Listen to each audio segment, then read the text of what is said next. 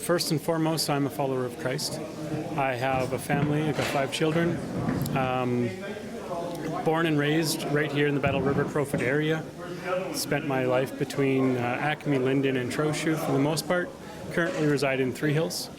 So, yeah, I've always been in this area. Grew up on a farm. Currently working as a mechanic, a heavy equipment mechanic.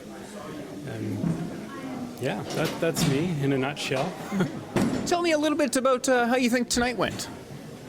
I think overall tonight was pretty good. Some of the questions got a little bit convoluted, but we all were able to pick something out of it that we could resonate with and share with the public. Mm-hmm. Yeah.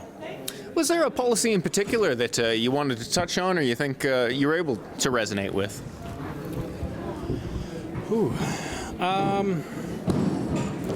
I think one of the biggest things I want to talk about right now is the debate with Alberta independence.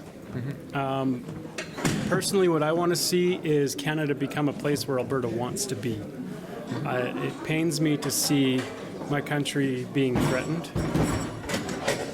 When I was very young, I stayed up really late to watch the results of the Quebec referendum because it was important to me that my country was potentially going to be fractured. Mm-hmm. And I don't think it's right to be the bully in the room just because you're not getting what you want. And now I see Alberta going down that same path. However, that all being said, there are a lot of things that our Constitution allows that Alberta is not currently doing that I believe very strongly they should do. For one, Alberta should have its own pension plan. The CPP is a bit of a joke. They lose money every year. They claim that they have an increase, but it's somewhere in the realm of like 2%. Well, that's not an increase when you factor in inflation. That's barely holding even.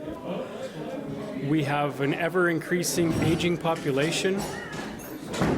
So it looks to me like the CPP will fail in the near term. And that's been a looming thing ever since I can remember. I remember as a very young child my dad talking about it and going, there's likely not going to be anything there when I go to retire. Now, he's lucky, I guess. There is something there in his retirement.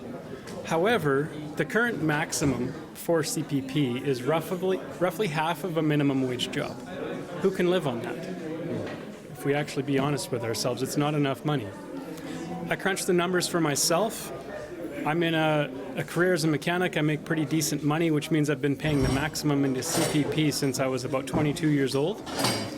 And if I extrapolate forward the increase that I'll pay into CPP over the years, I put that into a financial calculator based on a conservative 7% return rate, which I've been able to get in my own personal investments. I should retire with $4.5 million to spend. But CPP is going to give me half of minimum wage to live on. And if I die before I'm 90, all of that money goes back to the state as opposed to helping my children and my grandchildren. As I mentioned in the forum, a wise man sets apart an inheritance for his grandchildren, right? So I strongly believe that Alberta needs to remedy that issue. Alberta probably should have their own police force so that when Ottawa tries to do something that I believe is somewhat unconstitutional in coming and taking away firearms from people,